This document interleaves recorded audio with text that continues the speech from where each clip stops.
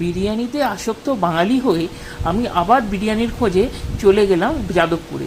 এই যাদবপুরে ঠিক পাটুলির মোড়ে 45 বাস স্ট্যান্ডের কাছে বিরিয়ানি ইস্ক বলে একটা হোটেল দেখলাম। হোটেলের মধ্যে ঢুকে তো আমার তো চোখ ছানা ভরা।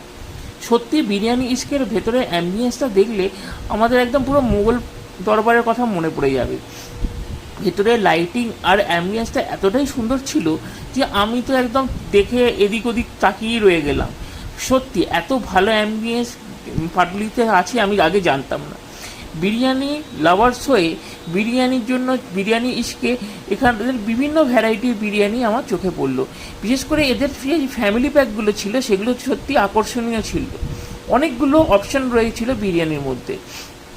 আমি আর বেশি লোভ না সামলাতে পেরে চিকেন বিরিয়ানি আর মাটন বিরিয়ানি এই দুটোই অর্ডার করে ফেললাম।